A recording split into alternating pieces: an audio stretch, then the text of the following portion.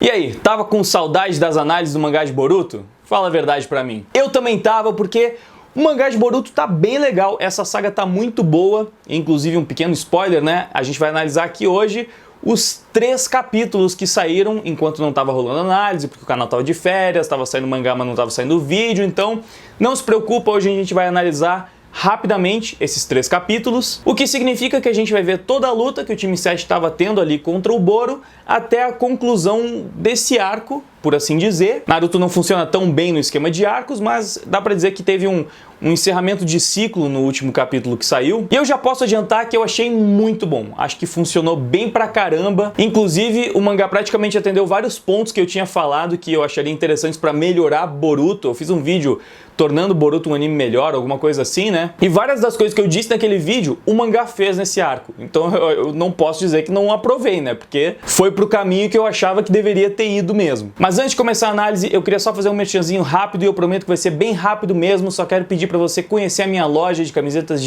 com estampas de anime e tal, www.omnigeek.com.br. O link tá ali embaixo na descrição do vídeo. A camisa que eu estou usando hoje está lá na loja, inclusive uma camisa maravilhosa, estampa do Sasuke aqui. Tem estampa do Naruto também, de outros personagens, mas como eu sou emo que nem o Sasuke, eu preferi usar a camisa dele. E você pode até ver como é que ela fica no corpo com essa selfiezinha, porque aqui no vídeo não dá pra ver tão bem, a estampa é muito grande. E enfim, você pode entrar na loja e conferir várias estampas por lá. E também quero avisar que em breve as análises do mangá vão sair lá no canal Vaiteia, é o meu novo canal de animes e super-heróis e todas essas coisas. Então o link também tá ali embaixo na descrição, por favor, confira o canal Vaiteia, inclusive já tem análise do último mangá de Death Note que saiu por lá, é um podcast bem grande analisando todos os pontos. Se você ainda não assistiu, assista porque vale a pena. Beleza, agora que eu já dei os recados, vamos logo analisar porque são 3 capítulos, é muita coisa e a gente tem que correr. A gente tinha parado no capítulo 40 quando o time 7 se reagrupou para criar uma estratégia para enfrentar o vilão Boro. Afinal ele tinha uma técnica muito estranha da névoa negra, eles não sabiam como é que funcionava, só sabiam que ela fazia com que quem entrasse em contato com a névoa ficava paralisado.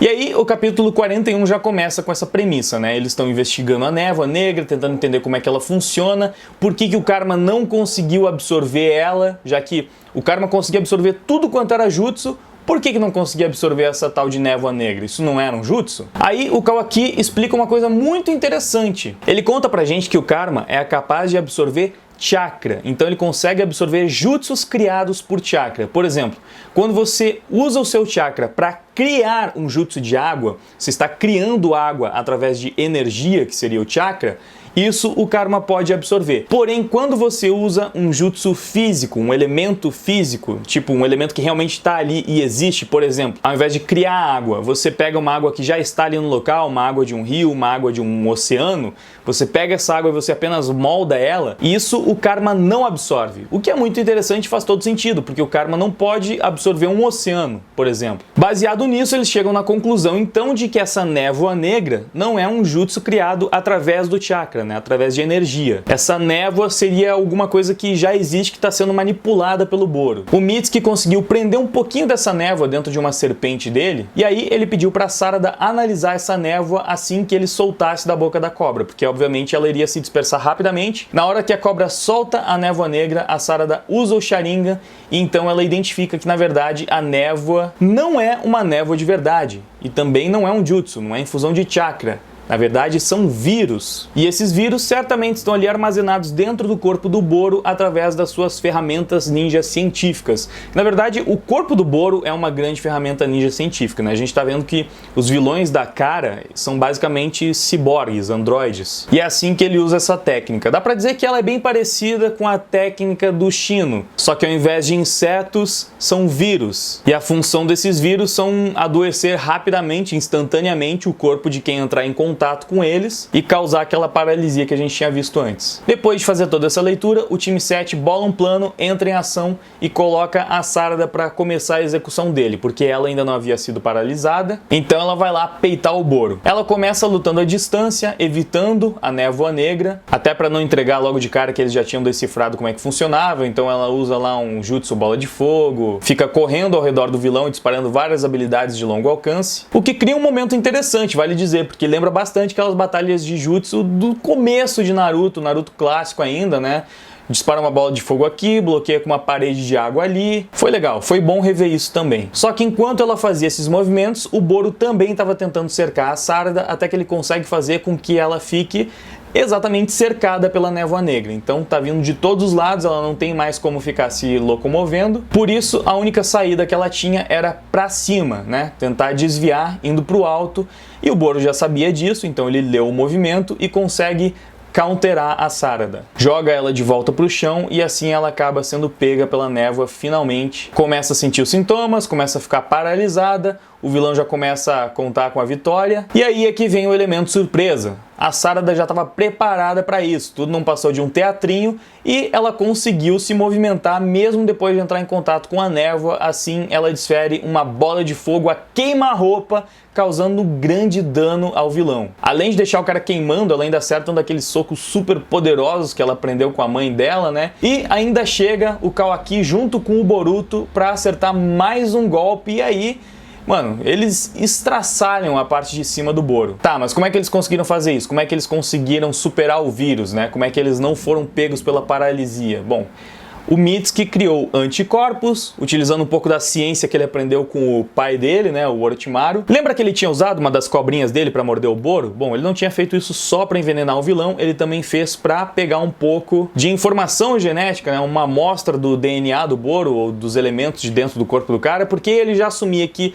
se aquilo fosse um vírus, se ele estivesse usando um vírus, o corpo do usuário dessa técnica precisaria também ter os anticorpos. Então foi assim que ele conseguiu sintetizar os anticorpos e de alguma forma ele aplicou isso no time 7, que ficou imune à névoa negra. O problema é que essa névoa não era a única carta na manga do vilão, que rapidamente se regenerou e ficou lá inteirão para voltar para a batalha. Beleza, ele não tem mais o jutsu de paralisia ao seu favor, mas ele ainda tem muita coisa para usar contra a molecada aí, então essa luta tá longe de acabar. No capítulo seguinte, o 42, a gente vê que o Boro começa a jogar sujo. Ele tenta pegar o frasco lá onde o Nanadame está preso e o Kawaki vai correndo para impedir, mostrando mais uma vez que ele se preocupa de verdade com o Naruto. E o vilão, que não é bobo nem nada, usa isso a seu favor, como de costume. Ele deixa um pouco da névoa negra ao redor ali da Kumbuka, que está servindo de selamento para o Hokage, só que não é mais para usar ela com efeito paralisador. Na verdade, ele utiliza ela para causar uma explosão, criando uma combustão com a faísca de uma shuriken, o que pega o Kawaki de surpresa, dá um dano ali nele, mas não chega a deixar ele fora de combate. A sequência serve muito mais para mostrar como o Kawaki está realmente preocupado em proteger o Naruto do que qualquer outra coisa, tanto que o próprio Boro fala: você ficou mole, Kawaki, você fica aí se sacrificando para proteger essas pessoas, você vai ter que ser treinado tudo de novo quando voltar para casa. Enfim, esse discursinho do vilão acaba deixando o Boruto bem irritado, a gente tem mais cenas de batalha,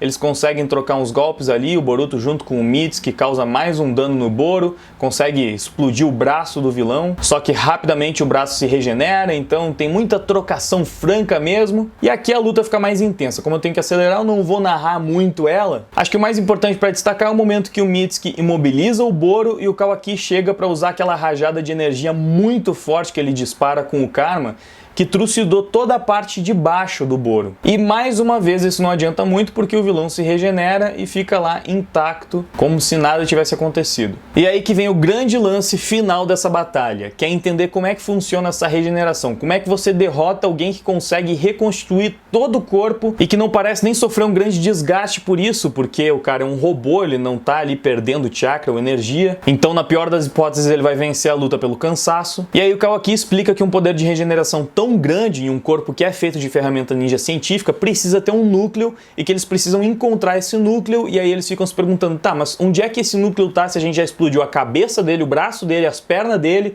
todo o corpo dele, mesmo assim o núcleo não foi destruído. Então eles percebem que o núcleo está se movendo dentro do corpo do vilão e ele consegue movimentar o núcleo para uma parte que não vai ser atingida por um golpe fatal. Por isso o Kawaki fala para Sarada utilizar o Sharingan dela e tentar entender como é que isso funciona, descobrir onde está o núcleo, enquanto Boruto, Kawaki e Mitsuki ganham tempo lutando com o vilão e tentando fazer com que ela tenha uma boa leitura para entender aonde precisa ser o golpe fatal. E é isso que acontece. Nas páginas seguintes a gente tem Boruto levando porrada, a gente tem o Kawaki pulando para acertar o Boro, que desvia e devolve uma joelhada na boca do estômago. A gente tem o Mitsuki usando as cobrinhas elétricas dele para tentar fazer alguma coisa, mas não causa nada e na verdade até explode a névoa negra ao redor, né, por causa da eletricidade e tal. E a Sarada lá de longe, observando tudo, percebe que tem um jutsu que provavelmente serve para fazer com que o núcleo se mova dentro do corpo. Ela percebe que o jutsu é utilizado bem na hora que o Kawaki usa um golpe certeiro na cabeça do Boro, o que significa que o núcleo provavelmente estava lá e foi movido dentro do corpo dele. E então ela começa a observar os pequenos movimentos musculares do vilão para perceber para onde o núcleo está indo. Até que, graças ao seu Sharingan,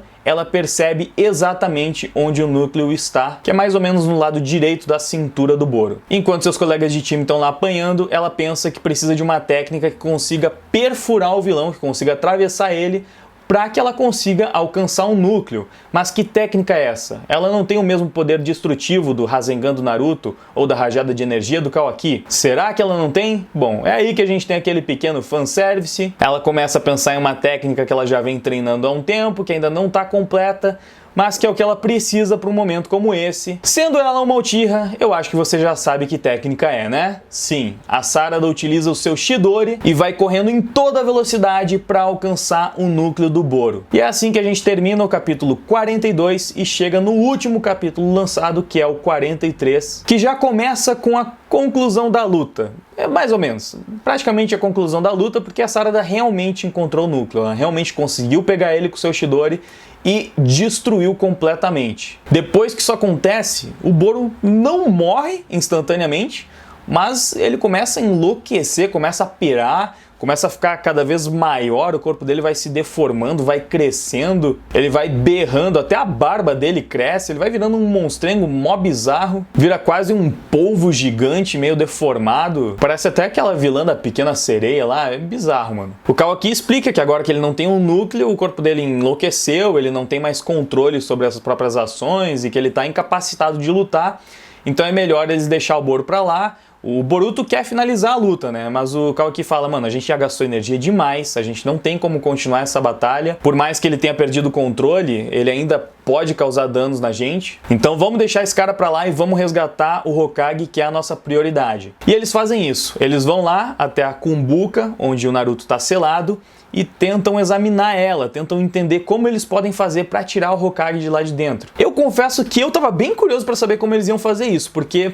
na minha cabeça o primeiro passo seria aprender a técnica do Jigen, a técnica de encolher e aumentar as coisas, porque essa Kumbuka, ela tá extremamente encolhida, né? Ela era imensa antes, então mesmo que eles conseguissem abrir, o Naruto estaria microscópico lá dentro. E eu até pensei que seria possível os dois fazerem isso, porque eles já mostraram que com os seus karmas, eles possuem essa conexão com os Otsutsukis e conseguiriam imitar as técnicas deles. Porém, o Kawaki dá uma outra solução que eu achei bem interessante, bem válida também, que é utilizar o mesmo portal que eles usaram para conseguir chegar até essa dimensão, só que fazer o portal se conectar com a parte de dentro dessa Kumbuka. Então basicamente eles vão teletransportar o Naruto de dentro do selamento para o lado de fora. A única coisa um pouco forçada nisso é ver como eles já estão dominando tão bem esse portal de espaço-tempo, mesmo tendo mal aprendido eles logo que eles foram para esse mundo aí. Mas beleza, tranquilo, o Kawaki pelo menos já tá bem familiarizado com o karma, então acho que dá para aceitar que eles conseguiram pegar o jeito desse negócio aí tão rápido. E funciona, o Naruto realmente cai de dentro desse portal que eles abrem, e apesar de ele ainda estar inconsciente, o Kawaki fala que ele tá bem, de alguma forma, porque o braço do Kawaki ainda tá funcionando. Então, com o braço do Kawaki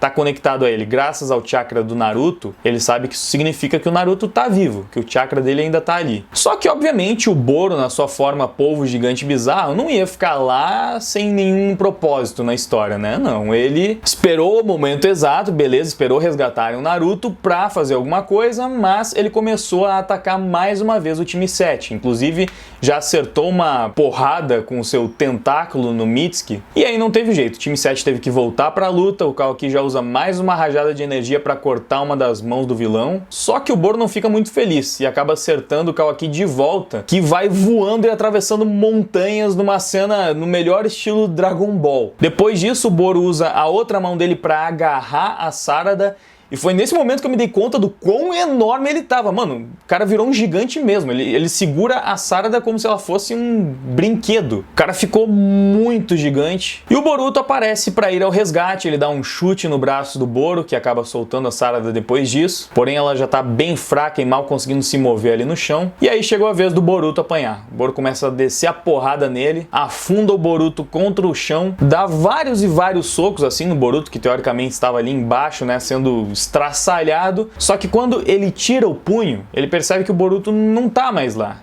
E aí tem aquele momento extremamente badass do protagonista aparecendo atrás do vilão, com uma nova transformação muito AP. Pois é, o karma do Boruto tá totalmente despertado, ele tá inclusive voando com uma aura Super Saiyajin, ele tem até aquele chifre que a gente já viu se manifestando no Kawaki, e com aquela pose de fodão mesmo, aquela pose que você olha e sabe, meu amigo, agora acabou a brincadeira. Só que tem uma coisa que eu achei bem interessante, que o Boruto não simplesmente recebeu um buff, ou só perdeu a consciência, ficou mais forte e agiu de forma animalesca, como era com o pai dele e a Kyuubi, por exemplo. Não!